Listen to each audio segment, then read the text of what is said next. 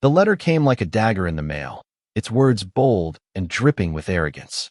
A demand for $350,000, written on faux legal HOA stationery with Karen's flamboyant signature at the bottom. Failure to comply will result in foreclosure proceedings. It read, as if she held dominion over the land my wife and I had worked for our entire lives. My hands trembled as I read it aloud, but the rage burning in my chest wasn't just mine. My wife, Elena, sat across the table, her eyes narrowing, jaw tightening, and when she finally looked up, her voice was sharp as a blade. She just picked the wrong family to threaten. Karen had been the self-proclaimed queen of our neighborhood for years. She fined neighbors for basketball hoops, trespassed to measure lawns, and once tried to ban flags from porches because they clashed with the community aesthetic. But this? A fabricated debt of $350,000? It wasn't just overreach.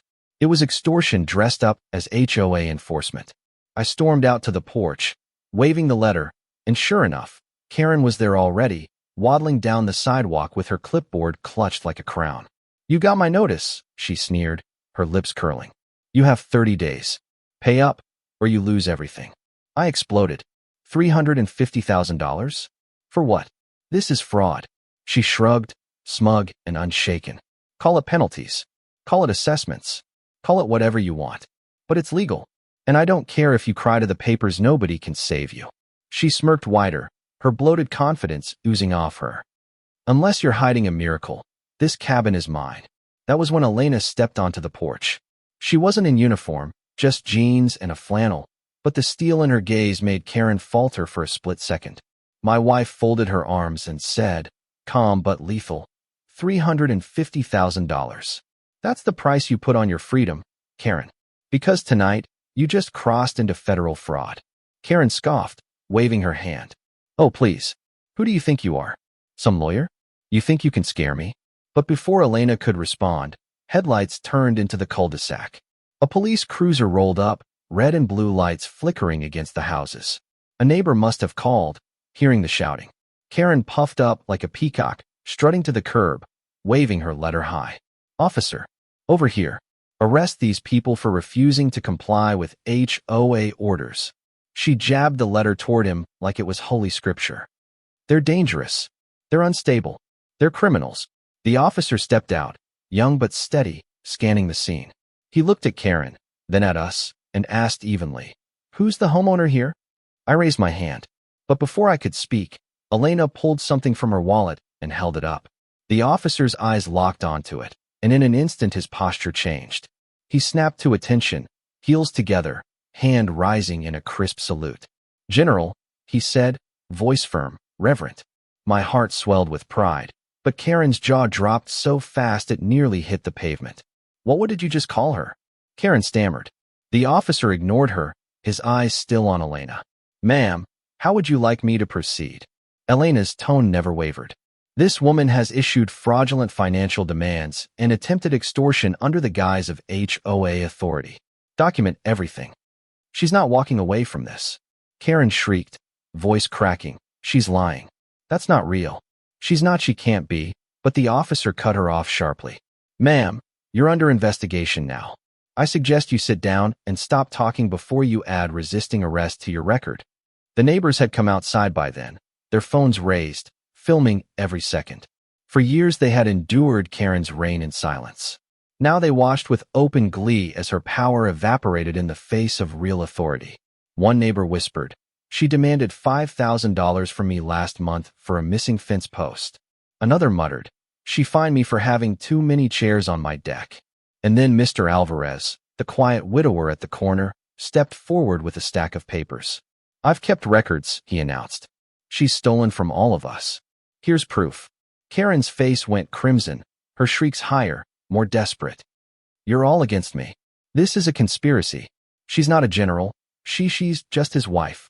But her words died as Elena pulled her phone, placed a single call, and handed it to the officer. He listened, nodded, then looked at Karen with a stare colder than winter. That was the base commander. "They've confirmed her credentials. You're done, ma'am." The crowd erupted in cheers, neighbors shouting, some crying with relief. Karen flailed as the officer cuffed her, Her shrill cries of "You can't do this," drowned out by applause. Elena stood steady, the warrant already forming in her mind, her calm strength silencing the tyrant who had tormented us for too long. The night Karen was hauled away in cuffs felt like the closing of a storm. Neighbors lingered in the cul-de-sac, clapping each other on the back, laughing nervously like survivors after a tornado. For years, Karen's clipboard had been a weapon. That evening, it lay abandoned on the pavement, fluttering in the wind like a broken crown. Elena and I stood together on the porch, my grandfather seated proudly in his chair, as though the mountain itself had witnessed the fall of an empire. But the true reckoning came weeks later when the case hit court.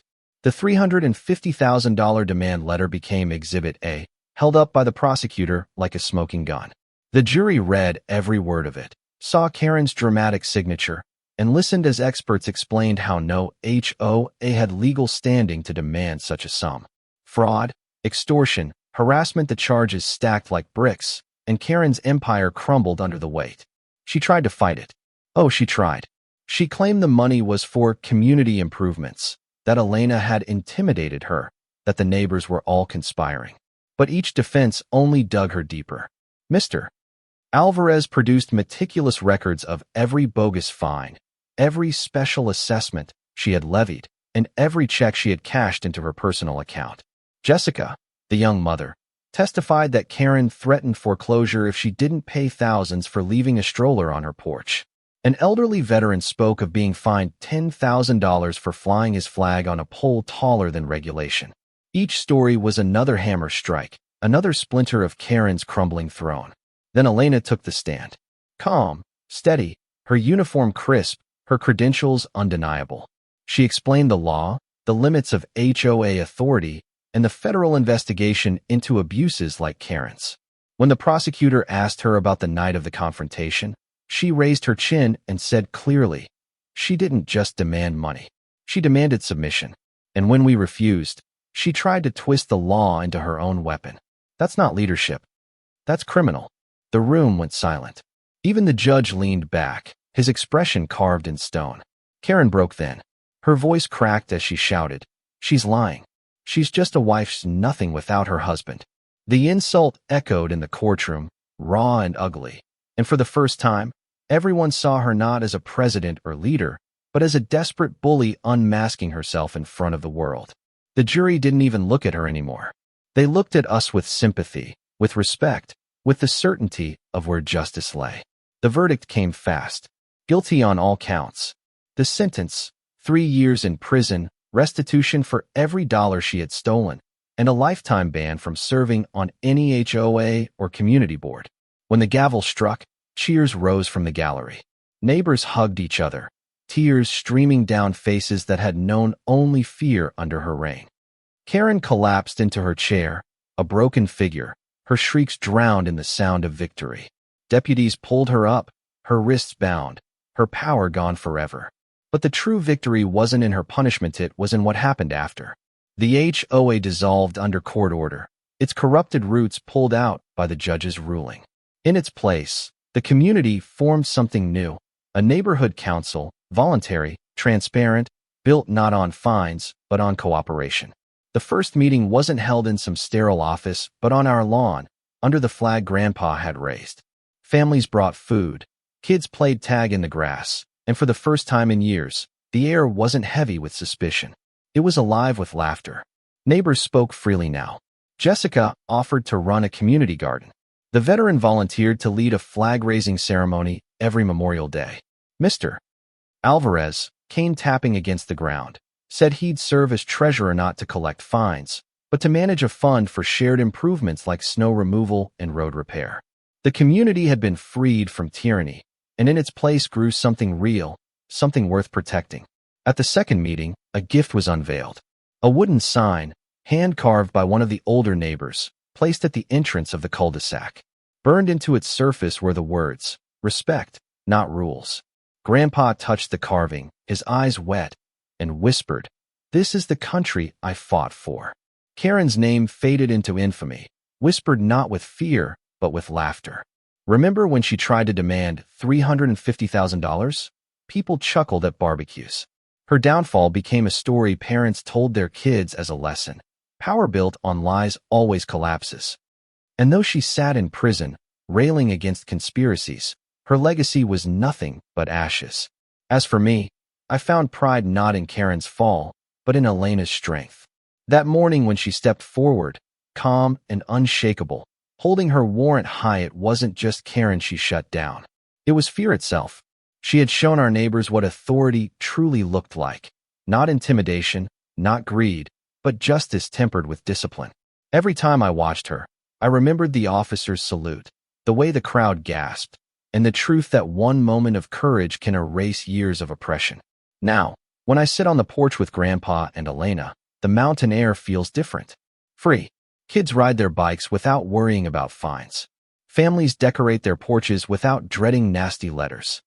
And our cabin stands tall not just as a home, but as a symbol that tyranny has no place here. So I'll leave you with this. When someone like Karen twists power and tries to put a price on your freedom, what's the real justice? Is it the sentence they serve, or the strength of a community that refuses to bow? Right or wrong, I know this much. Karen demanded $350,000 and thought she could break us. Instead, she lost everything, and we found ourselves stronger than ever.